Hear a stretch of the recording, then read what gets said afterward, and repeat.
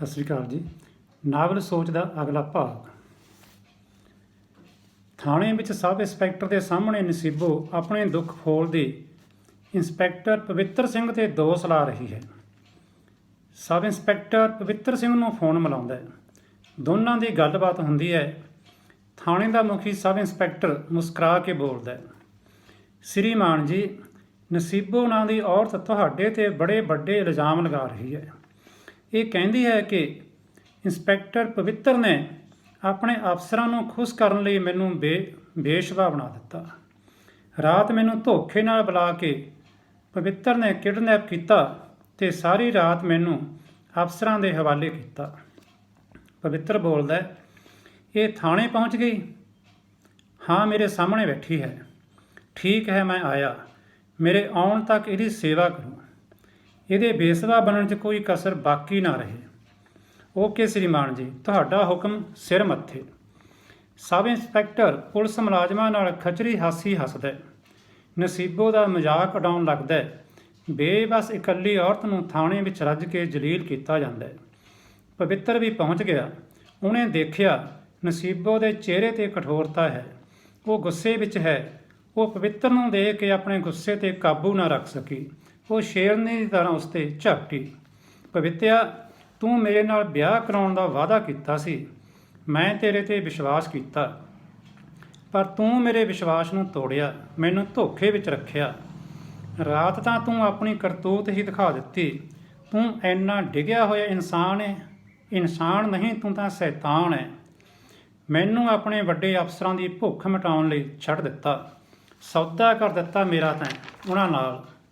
ਇੰਨਾ ਕਹਿ ਕੇ ਨਸੀਬੋ ਨੇ ਪਵਿੱਤਰ ਦਾ ਗੁਲਾਮੇ 'ਚ ਹੱਥ ਪਾ ਲਿਆ, ਪਰ ਉਸਨੇ ਧੱਕਾ ਦੇ ਕੇ ਉਸ ਨੂੰ ਪਾਸੇ ਸੁੱਟ ਦਿੱਤਾ। ਉਹ ਖੜੀ ਹੁੰਦੀ ਫਿਰ ਉਸ 'ਤੇ ਝਪਟਦੀ ਹੋਈ ਬੋਲੀ, ਮੈਂ ਤੇਰੇ ਬੱਚੇ ਦੀ ਮਾਂ ਬਣਨ ਵਾਲੀ ਹਾਂ, ਪਰ ਤੂੰ ਕਸਾਈ ਨਿਕਲਿਆ। ਕਸਾਈ, ਧੋਖੇਬਾਜ਼। ਮੈਂ ਤੈਨੂੰ ਛੱਡਾਂਗੀ ਨਹੀਂ। ਪਵਿੱਤਰ ਨੇ ਫਿਰ ਧੱਕਾ ਮਾਰ ਕੇ ਉਸ ਨੂੰ ਪਾਸੇ ਸੁੱਟ ਦਿੱਤਾ ਅਤੇ ਗੁੱਸੇ ਨਾਲ ਬੋਲਿਆ, ਜੋ ਕੁਝ ਕਰਨਾ ਕਰ ਲਈ। ਕੀ ਵਿਗਾੜ ਲਏਂਗੀ ਤੂੰ ਮੇਰਾ? ਮੈਂ ਉੱਪਰ ਤੱਕ ਜਾਊਂਗੀ, ਚਾਹੇ ਬਦਨਾਮ ਹੋ ਜਾਵਾਂ, ਪਰ ਤੇਰੀ ਅਤੇ ਤੇਰੇ ਇਹਨਾਂ ਸਭ ਯਾਰਾਂ ਦੀ ਖਾਕੀ ਵਰਦੀ ਉਤਰਾ ਕੇ ਰਹਾਂਗੀ। ਪਵਿੱਤਰ ਆਪਣੇ ਮੁਲਾਜ਼ਮਾਂ ਵੱਲ ਦੇਖ ਕੇ ਹੱਸਦਾ। ਇਹ ਮੇਰੀ ਵਰਦੀ ਉਤਾਰੂਗੀ, ਸਾਡੀ ਵਰਦੀ ਉਤਾਰੂਗੀ। ਸਾਰੇ ਹੱਸਦੇ ਹਨ। ਪਵਿੱਤਰ ਟੇਬਲ ਵੱਲ ਵੱਧਦਾ, ਇੱਕ ਕਾਗਜ਼ 'ਤੇ ਕੁਝ ਲਿਖਦਾ ਹੈ। ਲੈ ਫੜ, ਤੇਰੀ ਦਰਖਾਸਤ ਮੈਂ ਲਿਖਦਾ ਹਾਂ। ਖੁਦ ਆਪਣੇ ਹੱਥੀਂ ਜਦੋਂ ਵੀ ਜਾਵੇਂਗੀ, ਜਿੱਥੇ ਵੀ ਜਾਵੇਂਗੀ, ਇਹ ਕਾਗਜ਼ ਨਾਲ ਰੱਖੀ। ਪੜ੍ਹ ਵੀ ਜ਼ਰੂਰ ਲਵੀਂ। ਮੈਂ ਤੇਰੀ ਇਹ ਦਰਖਾਸਤ ਖੁਦ ਲਿਖ ਦਿੱਤੀ। ਮੈਂ ਪੜ੍ਹ ਵੀ ਦਿੰਦਾ। ਪਵਿੱਤਰ ਖੁਦ ਉਹ ਲਿਖੇ ਸ਼ਬਦਾਂ ਨੂੰ ਪੜ੍ਹ ਕੇ ਸੁਣਾਉਂਦਾ। ਮੇਰੀ ਪਤਨੀ ਨਸੀਬੋ ਇੰਸਪੈਕਟਰ ਪਵਿੱਤਰ ਦੇ ਨਜਾਇਜ਼ ਬੱਚੇ ਦੀ ਮਾਂ ਬਣਨ ਵਾਲੀ ਹੈ। ਮੈਂ ਇਹ ਅਪਮਾਨ ਨਾ ਸਹਾਰਦਾ ਹੋਇਆ ਦੁਖੀ ਹੋ ਕੇ ਆਪਣੀ ਜ਼ਿੰਦਗੀ ਨੂੰ ਅਲਵਿਦਾ ਕਹਿੰਦਾ ਹਾਂ। ਕੀ ਬਕਦਾ ਤੂੰ? ਕੌਣ ਪਤੀ? ਕਿਸ ਦੀ ਪਤਨੀ ਆ ਮੈਂ? ਕੌਣ ਖੁਦਕਸ਼ੀ ਕਰ ਰਿਹਾ? ਕੋਈ ਨਹੀਂ। ਪਰ ਇਸ ਥਾਣੇ ਵਿੱਚ ਇਹ ਸ਼ਿਕਾਇਤ ਅੱਜ ਤੋਂ ਪਹੁੰਚ ਗਈ। ਸਾਡੀ ਪੁਲਿਸ ਜਦੋਂ ਲੋੜ ਪਊ ਇਹ ਲਿਖ ਲਊ। ਤੇਰੇ ਪਤੀ ਦੀ ਖੁਦਕਸ਼ੀ ਦਾ ਕੇਸ ਦਰਜ ਕਰ ਲਊ। ਕਿਸੇ ਲਾਸ਼ ਦਾ ਵੀ ਇੰਤਜ਼ਾਮ ਕਰ ਲਊ। ਤੂੰ ਜਾ, ਜਿੱਥੇ ਮਰਜ਼ੀ ਜਾ। ਲੈ ਆਹ ਫੜ ਮੇਰੇ ਹੱਥ ਦੀ ਲਿਖਤ, ਚਾਹੇ ਛਾਤੀ ਨਾਲ ਲਾ ਕੇ ਰੱਖ, ਚਾਹੇ ਮੱਥੇ 'ਤੇ ਚਿਪਕਾ ਕੇ ਰੱਖ। ਪਵਿੱਤਰ ਸਿੰਘ ਖਿਲਾਫ ਤੂੰ ਕੁਝ ਨਹੀਂ ਕਰ ਸਕਦੀ। ਉਲਟਾ ਤੇਰੇ 'ਤੇ ਕੇਸ ਦਰਜ ਹੋਵੇਗਾ ਤੇਰੇ ਪਤੀ ਦੀ ਖੁਦਕਸ਼ੀ ਦਾ। ਤੈਨੂੰ ਤੇਰੀ ਵਰਦੀ ਦਾ ਇੰਨਾ ਹੰਕਾਰ, ਇੰਨਾ ਘਮੰਡ, ਮੈਂ ਤੇਰਾ ਇਹ ਹੰਕਾਰ ਤੋੜ ਕੇ ਛੱਡੂ। ਪਵਿੱਤਰ ਨਸੀਬੋ ਵੱਲ ਹੱਸ ਕੇ ਕਮਰੇ 'ਚੋਂ ਬਾਹਰ ਜਾਣ ਲੱਗਦਾ, ਪਰ ਫਿਰ ਮੁੜਦਾ, ਬੋਲਦਾ, ਇਹਦੀ ਇੰਨੀ ਸੇਵਾ ਕਰੋ ਕਿ ਇਹ ਭੁੱਲ ਜਾਵੇ ਇਹਦੇ ਬੱਚੇ ਦਾ ਬਾਪ ਕੌਣ ਹੈ। ਫਿਰ ਇਹਨੂੰ ਹੌਸਪੀਟਲ ਲੈ ਜਾਇਓ, ਅਬਾਰਸ਼ਨ ਕਰਵਾ ਦਿਓ ਇਹਦਾ। ਪਵਿੱਤਰ ਕਹਿ ਕੇ ਬਾਹਰ ਨਿਕਲ ਜਾਂਦਾ।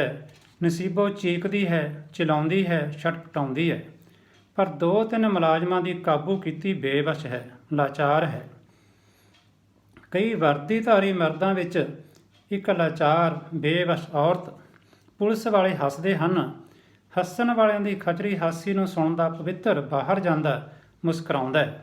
ਪਰ ਹੁਣ ਅਦਾਲਤ ਦੇ ਕਟਹਿਰੇ ਵਿੱਚ ਖੜ੍ਹਾ ਇਹ ਸਭ ਕੁਝ ਜੱਜ ਸਾਹਿਬ ਨੂੰ ਬਿਆਨ ਕਰ ਰਿਹਾ। ਦੱਸ ਰਿਹਾ, ਆਪਣੇ ਕੀਤੇ ਗੁਨਾਹਾਂ ਨੂੰ ਦੱਸ ਕੇ ਉਹ ਬੇਨਤੀ ਕਰਦਾ ਹੈ। ਜੱਜ ਸਾਹਿਬ, ਨਸੀਬੋ ਦਾ ਅਬਾਰਸ਼ਨ ਹੋ ਗਿਆ ਸੀ। ਉਸ ਦਿਨ ਤੋਂ ਬਾਅਦ ਉਹ ਮੈਨੂੰ ਕਦੇ ਮਿਲੀ ਵੀ ਨਹੀਂ। ਜਦੋਂ ਰਮਨ ਨੇ ਮੇਰੇ ਤੇ ਕੇਸ ਕੀਤਾ, ਮੈਂ ਉਸ ਡਾਕਟਰ ਨਾਲ ਗੱਲ ਕੀਤੀ ਜਿਸ ਨੇ ਇਸ ਦਾ ਅਬਾਰਸ਼ਨ ਕੀਤਾ ਸੀ। ਉਸਨੇ ਮੈਨੂੰ ਵਿਸ਼ਵਾਸ ਦਿਵਾਇਆ ਕਿ ਮੈਂ ਨਸੀਬੋ ਦਾ ਅਬਾਰਸ਼ਨ ਆਪਣੇ ਹੱਥੀਂ ਕੀਤਾ ਹੈ। ਡਾਕਟਰ ਸਾਹਿਬ ਨੇ ਮੈਨੂੰ ਪੂਰਾ ਯਕੀਨ ਦਿਵਾਇਆ।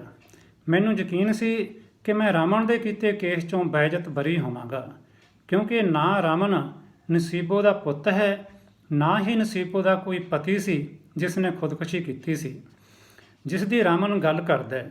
ਪਰ ਅਦਾਲਤ ਦੇ ਫੈਸਲੇ ਨੇ ਮੈਨੂੰ ਪਤਾ ਨਹੀਂ ਕਿਵੇਂ ਫਸਾ ਲਿਆ। ਹੋ ਸਕਦਾ ਉਹ ਡਾਕਟਰ ਝੂਠ ਬੋਲਦੀ ਸੀ, ਝੂਠਾ ਦਿਲਾਸਾ ਮੇਰੇ ਡਰ ਕਾਰਨ ਮੈਨੂੰ ਦੇ ਰਹੀ ਹੋਵੇ। ਉਹਨੇ ਅਬਾਰਸ਼ਨ ਕੀਤਾ ਹੀ ਨਾ ਹੋਵੇ। ਪਵਿੱਤਰ ਦੀ ਇਹ ਗੱਲ ਸੁਣ ਕੇ ਸਰਕਾਰੀ ਵਕੀਲ ਬੋਲਦਾ ਹੈ, ਜੱਜ ਸਾਹਿਬ, ਪਵਿੱਤਰ ਸਿੰਘ ਦਾ ਇਕਬਾਲ ਕੀਤਾ ਜੁਰਮ ਨੋਟ ਕਰੋ। ਇੰਨਾ ਕਹਿ ਕੇ ਉਹ ਪਵਿੱਤਰ ਸਿੰਘ ਵੱਲ ਵੱਧਦਾ ਹੈ। ਨਹੀਂ ਪਵਿੱਤਰ ਸਿੰਘ, ਨਹੀਂ, ਡਾਕਟਰ ਨੇ ਝੂਠ ਨਹੀਂ ਬੋਲਿਆ, ਉਹ ਸੱਚ ਬੋਲਦੀ ਹੈ।